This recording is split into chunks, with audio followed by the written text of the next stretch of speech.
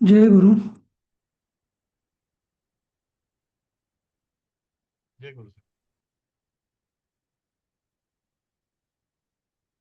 हम्म. गुरु जय गुरु.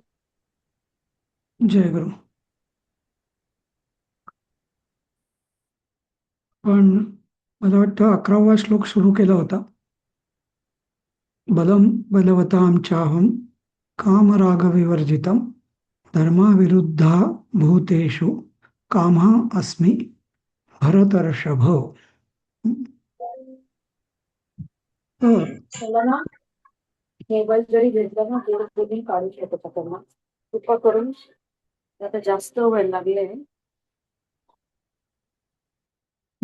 तर इथं पहिलं ते म्हणतात की अं, बलवंत किंवा बलवान जे सामर्थ्यवान पुरुष आहेत, समर्थ, त्यांच्यातलं जे काम राग विवर्जितम बलम अहम अस्मी. म्हणजे समर्थ पुरुषांमधलं त्यांच्या कामना, इच्छेसाठी जे बल वापरलं जातं ते नव्हे, त्यांच्या इच्छापूर्तीसाठी. दुसरं त्यांच्या आसक्तीसाठी. सॉरी, पहिलं म्हणजेच आसक्ती झालं. आणि दुसरं ममतेसाठी, जे जवळ आहे ते धरून ठेवण्यासाठी, ते सोडून न देण्यासाठी जे बल वापरलं जातं ते नव्हे, तर कामराग विवर्जितम. जसं काल मी म्हटलं होतं, कामना म्हणजे काय? कामना म्हणजे की जे आपल्याकडे नाही त्याचा हव्यास असणं, त्याला म्हणतो आपण कामना, असं. बरोबर. तर आणि ती कामनापूर्तीसाठी जे बल वापरलं जातं ते मी नाही, कारण त्याचा हेतू वेगळा आहे. दुसरं, राग म्हणजे काय? की जे माझ्याकडे आहेच, हं, आणि ते पण मला सोडवत नाहीये मला ते. बरोबर. किंवा जे सोडल्यावरती मला दुःख होईल. तर असं जे आहे, आणि त्याच्याकरता, त्याच्या संरक्षणासाठी मी जो बलाचा खर्च करतो किंवा बल वापरतो, ते बल पण मी नाही त्यातला. तर मी कुठलं आहे त्यातलं, त्याच्या बलवानातलं बल कुठलं आहे मी? की काम राग विवर्जितम. आणि मग याचंच पुढे येतं की धर्म अविरुद्ध भूतेषु कामहा. मग तर असं त्याचं नुसतं जे शुद्ध सामर्थ्य आहे ते मी आहे बलवंतातलं. जसं आधी म्हटलं की पृथ्वीमधला गंध मी आहे, जलामधला रस मी आहे वगैरे. तसं सामर्थ्यवानातला, समर्थ पुरुषांमधला किंवा समर्थ गोष्टींमधला जे सामर्थ्य आहे ते मी आहे. मुख्य गुण जो आहे तो मी आहे. पण त्याचा आसक्तीशी आणि ममतेशी संबंध नसलेल्या जे सामर्थ्य आहे ते मी आहे. दुसरं मग ते पुढे सांगतात की हे भरतर्षभ. भरतर्षभ म्हणजे भरत कुलोत्पन्नातल्या श्रेष्ठ पुरुषा. धर्म भूतेषु म्हणजे सगळ्या प्राणीमात्रातल्या, धर्म सगळ्या प्राणीमात्रांमध्ये धर्म अविरुद्ध कामहा अस्मी. तर सगळ्या प्राणीमात्रातला जो धर्माशी अविरुद्ध असा जो काम आहे किंवा अशी जी कामना आहे तो मी आहे. म्हणजे कसं की लहान मुलाला भूक लागली, मग ते दूध म्हणजे रडतं ते, नाही का? तर त्याला इच्छा झाली, पण ती कामना किंवा ती इच्छा ही धर्माच्या अविरुद्ध आहे. कारण कोणालाही स्वतःचं पोट पाण्यासाठी गरज, ज्याला आपण थोडक्यात हल्लीच्या भाषेत अन्न वस्त्र निवारा असं म्हणूया, तर अन्न वस्त्र निवारा या मुख्य म्हणजे शरीर पोषणासाठी आणि जीवन रक्षणासाठी ज्या आवश्यक गरजा आहे त्या गरजांचं धर्माशी अविरुद्ध, म्हणजे चोरीमारीने नव्हे, तर धर्मानुसार जे इच्छा केलेली असते की उदाहरणार्थ एखादा मजूर दिवसभर काम करेल समजा, का बरं? कारण त्याला त्या कमाईतनं त्याला संध्याकाळी जेवण मिळेल. बरोबर. तर ती जी त्याची इच्छा असणं ही स्वाभाविक आहे. ती धर्माच्या विरुद्ध आहे का? नाही. धर्माने त्याला त्याच्या धर्मानुसार ते त्याला म्हणजे त्याच्या उपजीविकेचं साधन म्हणून आणि उपजीविकेची इच्छा असणं हे काही धर्माच्या विरुद्ध होत नाही, नाही का? तर असं धर्म अविरुद्ध, धर्माशी विरोध नसलेला काम असा सगळ्या भूतांमधला मीच आहे. हं. की मी भुकेला आहे, मला अन्न रोज सकाळ संध्याकाळ खायचं आहे, ती इच्छा काही चुकीची, म्हणजे ती धर्माला अविरुद्ध, धर्माच्या अविरोधी आहे. आणि अशी जी इच्छा आहे ती मीच आहे, असं इथं सगळ्यात शेवटी भगवान सांगतात. समजलं? तर इथं कामनेचे इथे दोन स्पष्टपणे प्रकार म्हणजे या श्लोकामध्ये आपल्याला आढळून येतात. एक म्हणजे एक कामना की जी कामना आणि राग, दोन्ही राग म्हणजे म्हणजे आसक्ती सही, आसक्ती जी असते ती कामना. आणि दुसरी धर्म अविरुद्ध हा काम, हा हे धर्माच्या विरोधी नसलेला हं, जो काम आहे तो मात्र मी आहे, असं कृष्ण सांगतात. समजलं? म्हणजे तेवढी कामनेला मोकळीक दिलेली आहे, आपल्या जगण्यासाठी जी कामना आवश्यक असते तिला. समजलं?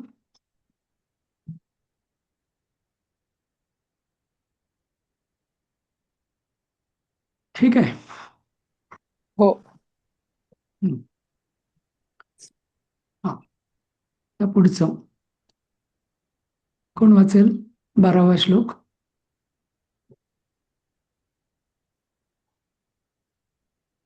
मी वाचू का?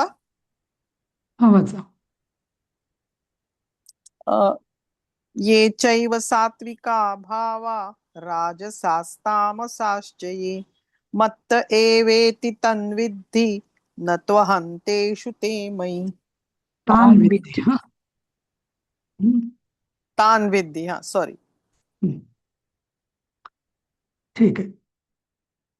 तर ये म्हणजे जे, च म्हणजे आणि, एव म्हणजे तसंच, हा, सात्विकाः भावाः आणि असेच जे सात्विक भाव, राजसाः तामसाः भावाः म्हणजे, आणि अशा रीतीने सगळे भाव, हं, जसं आता बलवंताचं बल, हं, पृथ्वीचा गंध, हे सगळे भाव आहेत त्याचे, नाही का? तर हे सगळे जे भाव आहेत, मग ते सात्विक असो, राजस असो आणि तामस किंवा तमोगुणी असो. हं?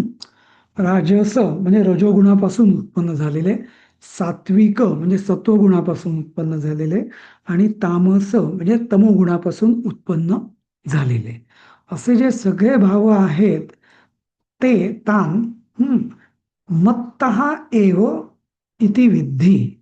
मत्तः म्हणजे तुम्ही सांगितलं, मत्तः म्हणजे मत्चं तसील तसील प्रत्यय आहे, तेव्हा माझ्यापासून, नच, एव म्हणजे च, हा, माझ्यापासूनच झालेले आहेत इति विद्धी, असं तू जाण, असं तू समज. समज म्हणजे जाणच, नुसतं तेवढ्यापुरतं नव्हे, तर हे ज्ञान आहे की सगळे जे भाव आहेत सत्व रज तम, सगळ्या गुणाचं आणि त्याचं कंपोजिशन मिक्सचर असणारे ते सगळं, ते सगळे माझ्यातूनच निघालेले आहेत. मत्ता म्हटलेलं ते मी आहे असं म्हणत नाही, ते फरक लक्षात घ्या.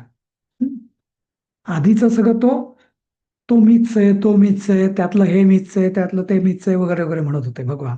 पण आता इथं काय म्हणतायत की सात्विक, राजसिक आणि तामसिक हे सगळे भाव माझ्यापासूनच मत्तः, म्हणजे अहम एव इति विद्धी असं म्हणत नाहीये, मत्तः एव इति विद्धी, म्हणजे माझ्यापासूनच उत्पन्न झालेले आहेत, माझ्यापासूनचेच आहेत असं समज.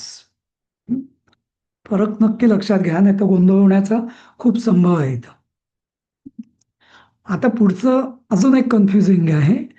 हा, आणि तिथे बऱ्याच जणांचा गोंधळ पण उडतो. इनफॅक्ट इथे जे मी दाखवतोय इथेही हा अर्थ थोडासा चुकीचा लिहिलाय. परंतु परंतु तेषु अहम, ते मयी न, तर हे चुकीचं लिहिलंय थोडंसं यांनी, याचा अन्वय पण आणि याचं अर्थ पण, इंटरप्रिटेशन. भगवान काय म्हणतात? मत्त एवेति तान विद्धी न तू अहम तेषु. म्हणजे काय? परंतु तू, मी त्यांच्यात नाही. ते माझ्यापासून उत्पन्न झालेले आहेत, पण मी त्यांच्यात नाही. हं. पण पुढे ते म्हणतायत ते मयी, पण ते मात्र माझ्यात आहेत. कारण सगळं माझ्यात, शेवटी माझ्यातच, माझ्यापासून उत्पन्न होतं आणि माझ्यातच लीन होतं, नाही का?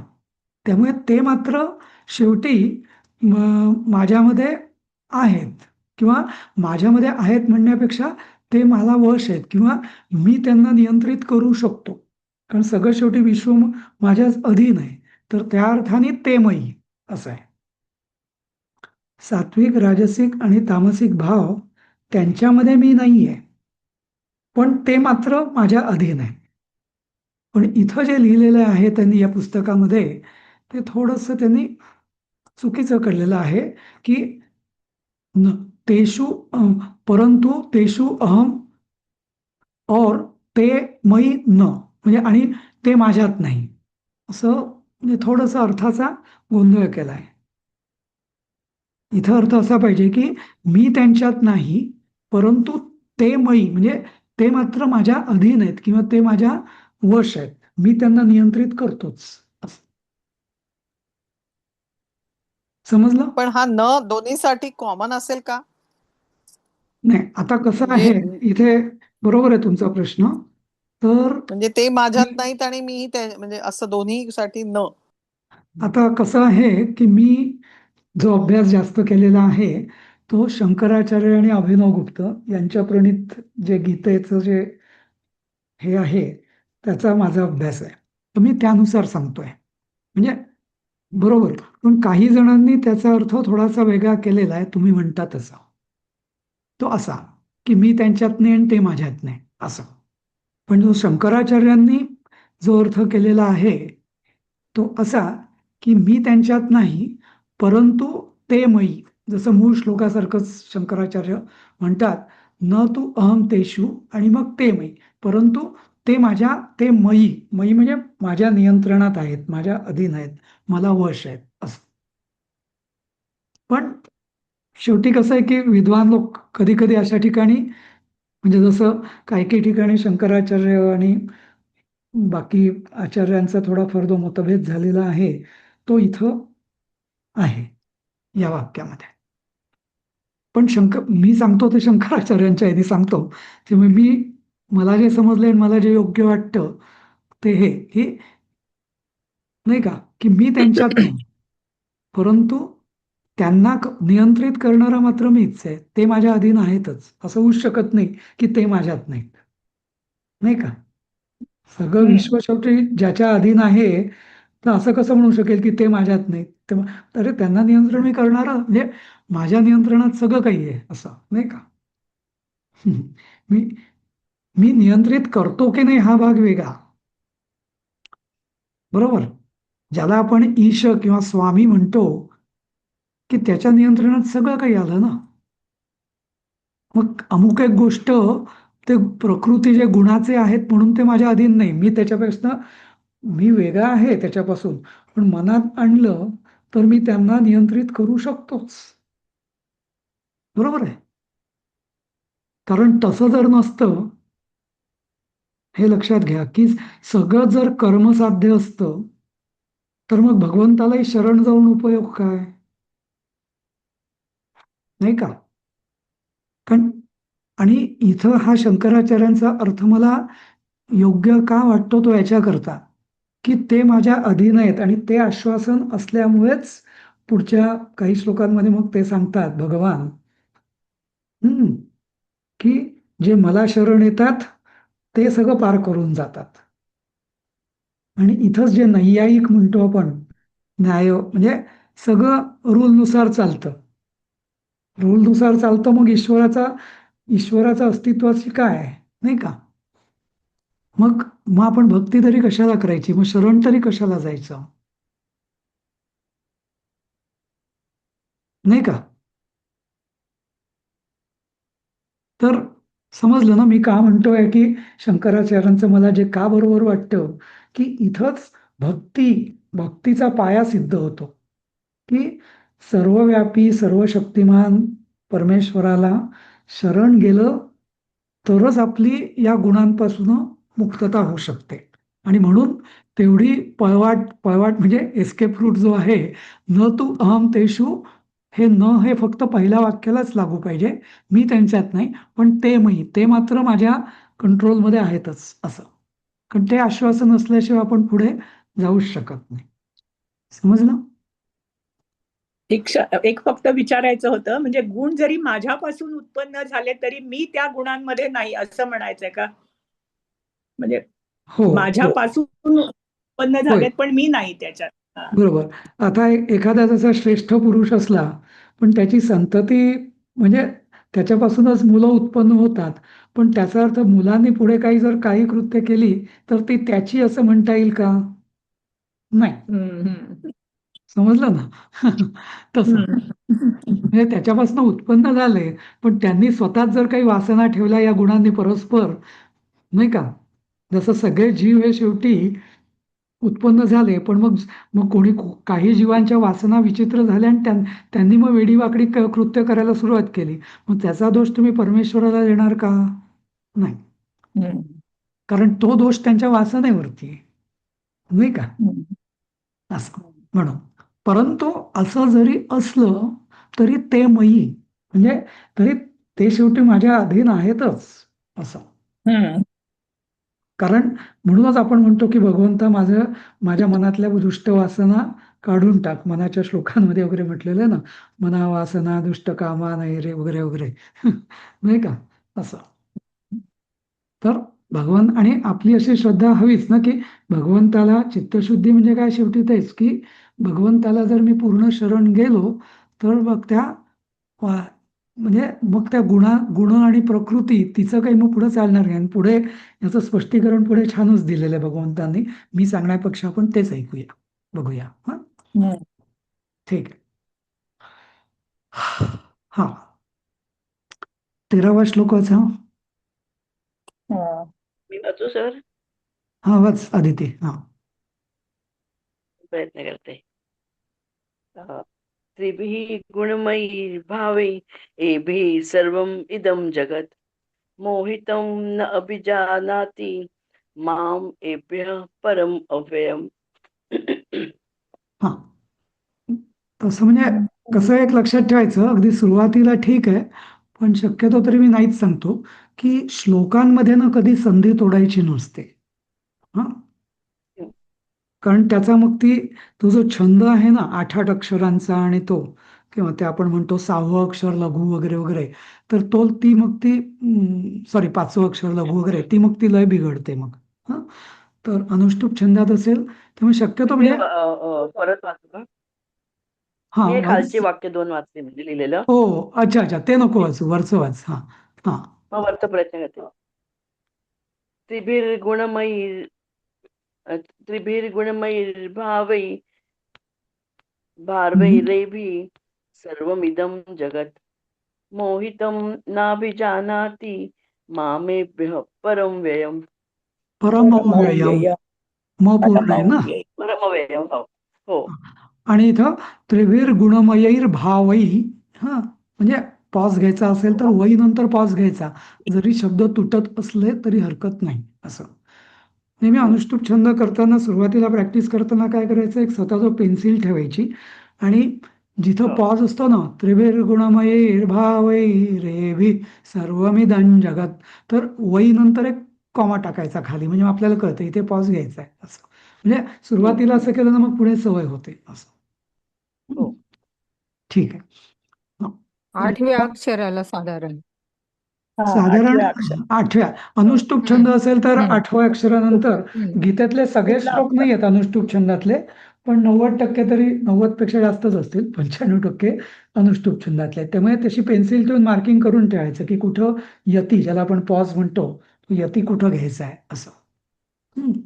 एकादमात म्हटलं तरी हरकत नाही, पण तरी तो किंचित यती अनुष्टुप छंदाला लागू आहेच तसा 4 चरणांचा असं. ठीक आहे. तर त्रिभिः हम्म, गुणमयैः हम्म, भावैः आता हे सगळे त्रिभिः गुणमयैः भावैः आणि एभिः हे सगळे तृतीय मधले आहेत. तृतीया बहुवचन. तर काय तिन्ही हा गुणांपासून गुणमय असलेल्या भावैही भावांपासून ह्या भावांपासून एभी म्हणजे ह्या भावांपासून सर्वम इदम जगत हे इदम म्हणजे हे सर्व म्हणजे सगळं सर्व जगत विश्व मोहितम मोहितम म्हणजे मोहित झालेलं आहे. या प्रकृतीचे जे 3 गुण आहेत तर यांनी हे पूर्ण विश्व मोहित झालेलं आहे. आणि त्यामुळे काय होतं ते असं हे विश्व माम एभ्यः परम अव्ययम न अभिजानाती.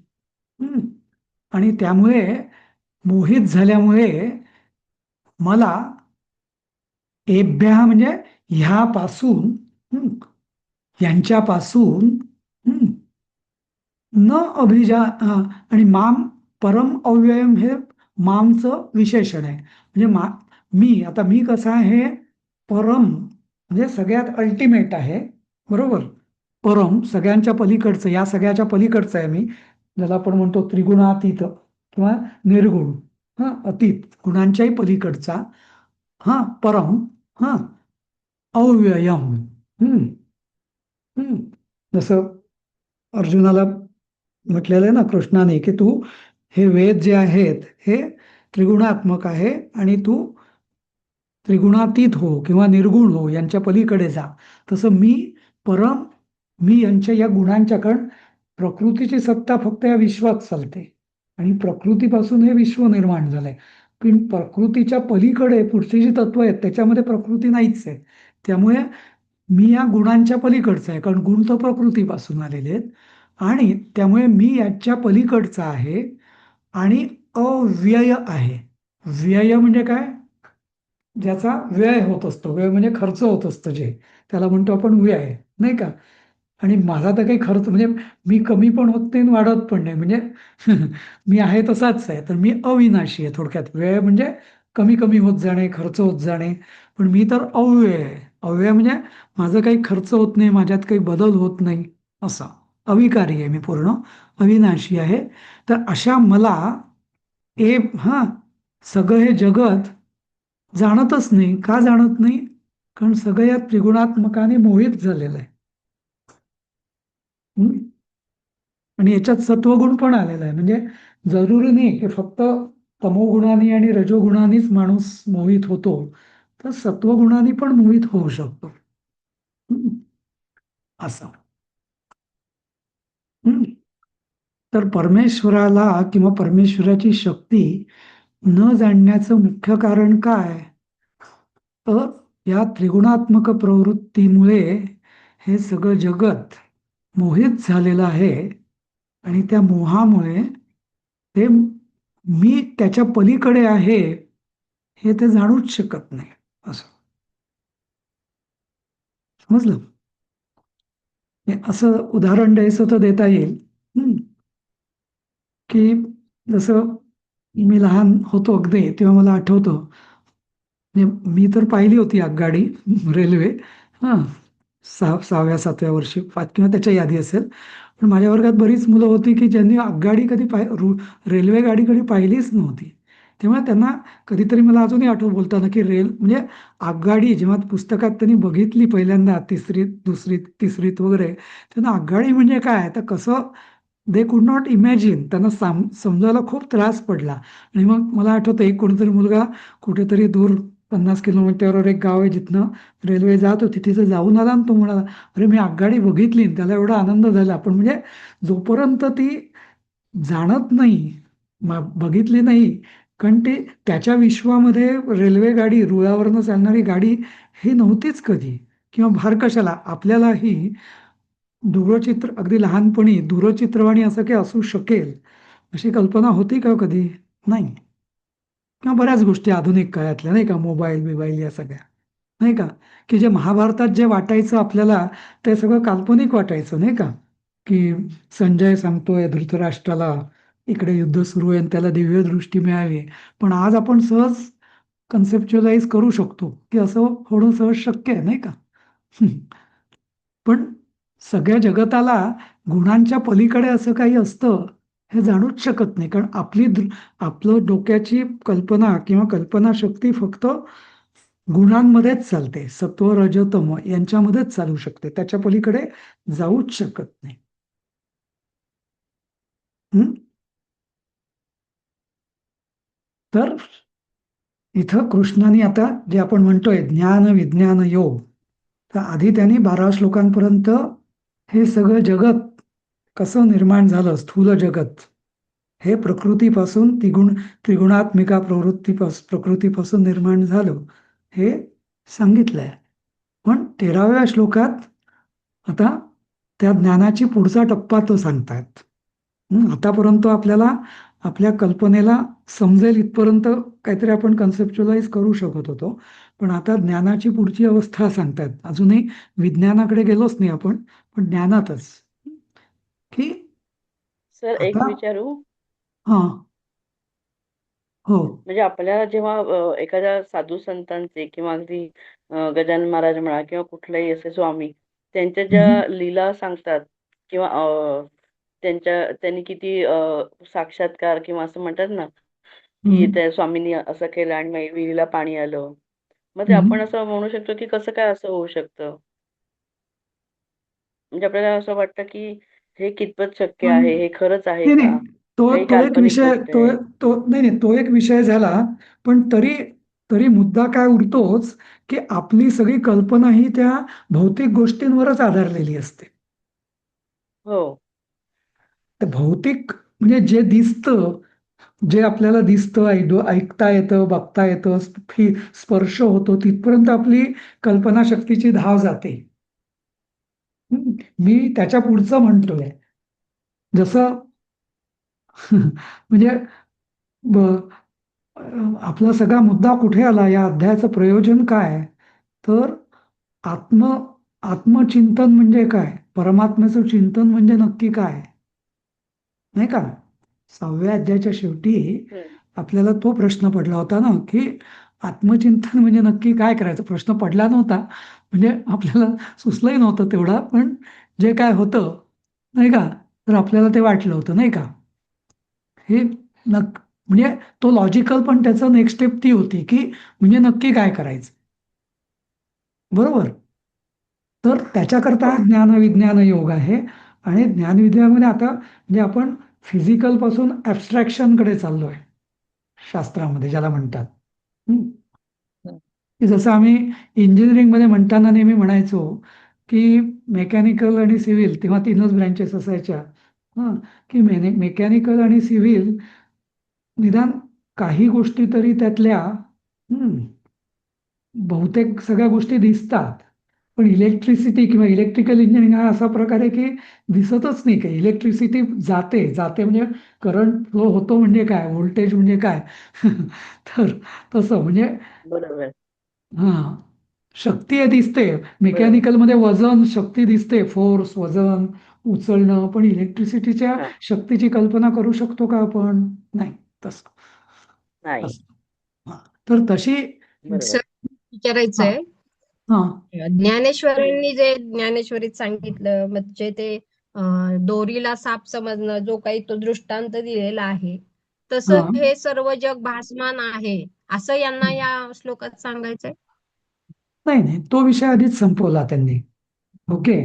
हम्म इथं आता त्यांना काय म्हणायचंय, की सगळं हे जे जग हे म्हणजे निर्गुण मी या म्हणजे आपली जी कल्पनाशक्ती आहे, म्हणजे भाव किंवा हम्म या या भावांनीच सगळा एवढं मोहित झालेलो आहोत आपण, की आपला विचार, आपली कल्पना ही गुणांच्या पलीकडे काही असू जातच नाही. शकतं.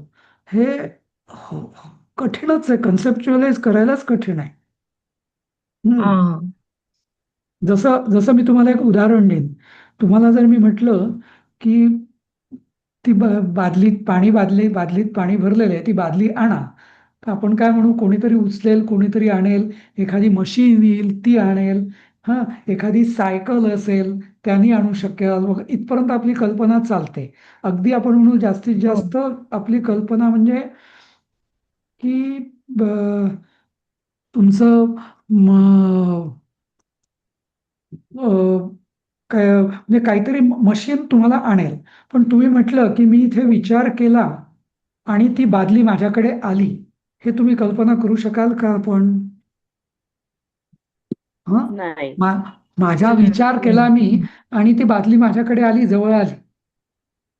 हा, हम्म आता मी हे दोन एक्स्ट्रीम्स दिले की आपण फिजिकली कसा विचार करू शकतो की कोणीतरी ती बादली उचलून आणणे, म्हणजे शक्ती वापरून, बल वापरून ते आणणं, ही हो आपल्याला डोक्याला समजतं. पण मला विचाराने ती बादली जवळ माझ्या येते, हे माझ्या कल्पनेच्या पलीकडचं आहे. आता अजून एक पलीकडचं आहे. येतो की माझ्याकडे ती ती बादली समजा लोखंडाची आहे आणि माझ्याकडे खूप स्ट्रॉंग असा चुंबक आहे, लोहचुंबक, आणि मी तो लोहचुंबक जर माझ्याजवळ ठेवला, ती बादली माझ्याकडे आपोआप घसरत घसरत आली. बरोबर. हे तुम्हाला थोडंफार हम्म समजत आहे, कारण तुम्हाला समजू शकतं. चुंबक म्हणजे काय हे आपल्याला माहिती आहे. बरोबर. पण हे का माहिती आहे लोहचुंबक म्हणजे काय? हे जर एखाद्या अडाणी ज्यांनी कधी लोहचुंबक बघितलं नाही त्याला हे कळेल का? नाही. तो म्हणे असं होऊच बरोबर. शकत नाही. ती बादली उचलायलाच पाहिजे. पण ज्याला लोहचुंबक ज्यांनी अनुभवलेलं आहे, ज्याला लोहचुंबकाचं ज्ञान आणि विज्ञान आहे, त्याला ही गोष्ट अशक्य वाटेल का? नाही. तो म्हणे नाही, तुमच्याकडे जर लोहचुंबक हम्म. तर तुम्ही ती बादली ओढू शकता. नाही का? असं. हो तर तसंच, तर त्यामुळे आता बघा आपण एक पायरी पुढे गेलो. नाही का? आपली जी धाव आधी बादली हो हलवू शकत मी असं म्हणत होतो. तर आपण म्हटलं की लोहचुंबकाने ते लोहचुंबक, त्यामुळे आकर्षण शक्ती नावाचा एक प्रकार आहे, हे आपण मान्य केलं. बरोबर. पण मी जर आता हम्म अजून म्हटलं की नाही, माझ्या विचारांमध्येही ती शक्ती आहे, प्रार्थ तर आपण हम्म करायला तयार होऊ का? इच्छाशक्ती, प्रार्थना शक्ती, विचारशक्ती, हे कन्सेप्ट अजून आपल्याला हम्म. म्हणतो आपण की प्रार्थना करा वगैरे आहे, पण खरोखर त्याची आपल्यावर दृढनिष्ठा किंवा कन्व्हिक्शन आहे का त्या हम्म. बाबतीत की त्याची माझ्या विचारांनी? त्याची तेवढी ताकद आहे याचं आपल्याला अजून अनुभूती नाही. जसं ज्ञानेश्वरांनी भिंत चालवली, ती चालवली म्हणजे काय? हं? तो चमत्कार चमत्कार नाहीये. तो, कारण ती आपली लिमिट आहे. आपल्याला तो चमत्कार वाटतो, कारण आपली त्यांना ती प्रकृती त्रिगुणात, तिन्ही गुणांच्या पलीकडे त्यांची जी शक्ती असते, सगळ्या गोष्टी विचाराने किंवा विचार सामर्थ्याने पण करू शकतात ना, असं. हम्म. एनिवेज, म्हणजे हे जर आम्ही उदाहरण देऊन सांगायचा प्रयत्न करतोय की मोहित झाल्यामुळे, आपण या 3 गुणांमुळे एवढी मोहित झालो आहोत की त्यामुळे आपण बाकी काही गोष्टींवर आपण चटकन विश्वास ठेवत नाही, असं याला म्हणायचंय, सगळं जग. आणि ती जी आपली मर्यादा, आणि आपल्याला एवढी सवय झाली असते, त्यामुळे परमेश्वर असं काही करू शकतो अतर्क्य, हे आपला विश्वासच नाही आहे. का? कारण आपण या त्रिगुणात्मक प्रवृत्तीने आपण मोहित झालेलो आहोत, असं. समजलं सर. छान. हम्म. ठीक आहे. ओके. आता पुढचा श्लोक बघूया, कोण वाचेल? म्हणू मी? हो. दैवी ह्येषा गुणमयी मम माया दुरत्यया मामेव ये प्रपद्यन्ते मायामेतां तरन्ति ते. छान. तर हा जो श्लोक आहे ना,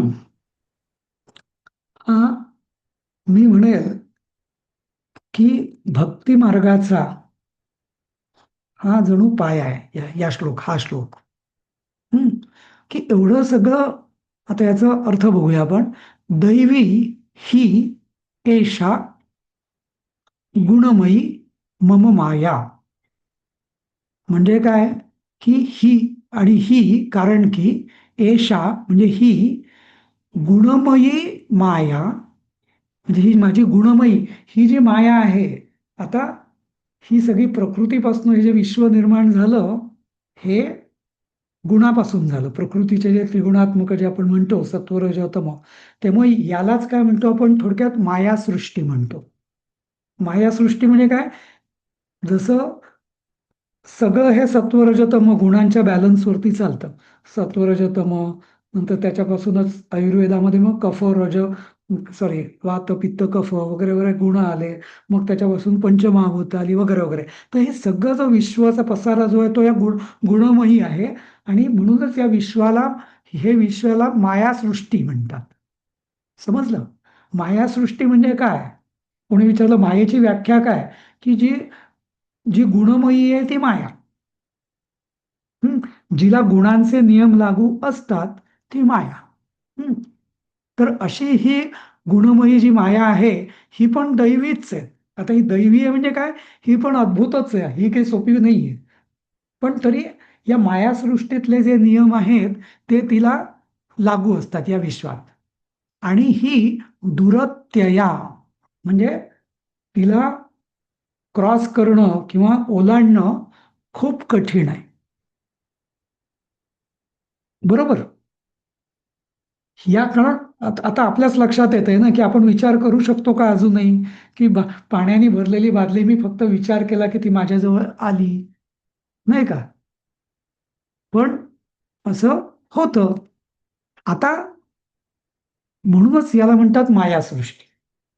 त्याला मी एक उदाहरण छान अजून देईल. मायासृष्टी म्हणजे काय, ज्यांना जे सायन्स ज्यांनी थोडंफार वाचलेलं आहे, आता म्हणजे 1900 सालापर्यंत म्हणजे गेल्या न्यूटनचे सिद्धांत सर्वमान्य होते, बरोबर. पण आईन्स्टाईनने त्याच्या सापेक्षतावाद किंवा थिअरी ऑफ रिलेटिव्हिटीमध्ये असं मांडलं की नाही, न्यूटनचे जे सिद्धांत आहे ते फक्त या विशिष्ट यालाच लागू आहेत. एकदा तुम्ही अंतराळात गेलात स्पेसमध्ये की त्याचे नियम लागू पडत नाहीत, कारण अंतराळामध्ये म्हणजे ते हे नाहीच आहे, नाही का? आणि त्यामुळे सगळे न्यूटनचे सिद्धांत मग E=mc², मग अजून त्यातनं एक सिद्धांत आला की आपण जर प्रकाशाच्या वेगाने जर प्रवास केला तर आपलं एजिंग पण होणार नाही वगैरे वगैरे अशा गोष्टी आल्या, नाही का? तर हे सगळं म्हणजे एका अर्थाने सायन्सने हे प्रूव्ह केलेलंच आहे की म्हणजे Newtonian theory is not valid in Einstein's world, theory of रिलेटिव्हिटीमध्ये, नाही का? तर तेच भगवान हेच सांगतायत इथं की ही सगळी गुणमयी माया जी आहे ही तुम्हाला क्रॉस करायला कठीण आहे, कारण तुम्ही या मायेतले आहात, मायासृष्टीतले आहात. बरोबर? आता पुढचं तेव्हा भगवान सांगतायत की माम एव ये प्रपद्यन्ते मायाम एताम तरंती ते. म्हणजे काय, परंतु जे मला प्रपद्यन्ते म्हणजे जे मला शरण येतात. पद म्हणजे जाणे, पद्यते म्हणजे जाणे, प्रपद्यंत म्हणजे पूर्णपणे प्रकर्षणे पद्यन्ते म्हणजे पूर्ण शरणच जाणे, धावत जाऊन कोसळणे त्यांच्या पायावर, प्रपद्यन्ते म्हणजे अक्षरशः परमेश्वराच्या. तर माम एव ये, जे परमेश्वराला असे शरण जातात पूर्णपणे, म्हणजे स्वतःचा देह अगदी कोसळून त्याच्यावर टाकतात, एताम मायाम ते तरंती, ते मात्र या मायेला तरून जातात, कारण ते मायेचा विचारच करत नाहीत. समजलं? आणि जसं आधुनिक शास्त्रात ज्यांनी न्यूटनियन याला चॅलेंज केलं की नाही याच्यापेक्षा काहीतरी वेगळं आहे, मी सायंटिफिकली म्हणतोय, एका अर्थाने त्यांनी परमेश्वराच्या या गूढ शक्तीवर विश्वास ठेवला की याच्या पलीकडे काहीतरी आहे, आईन्स्टाईन, आणि तो त्या मायेला तरला, म्हणजे तो न्यूटनच्या थिअरीच्या तो पलीकडे गेला आणि मग त्याला सापेक्षतावादाचा वादाचा सिद्धांत मांडता आला, नाही का? हेच आहे की जे या मायेला मला जे शरण येतात, परमेश्वराच्या सर्व शक्तिमान परमेश्वराला जे शरण जातात ते मात्र मायेला तरून जातात. समजलं? की ते, आणि म्हणून इथं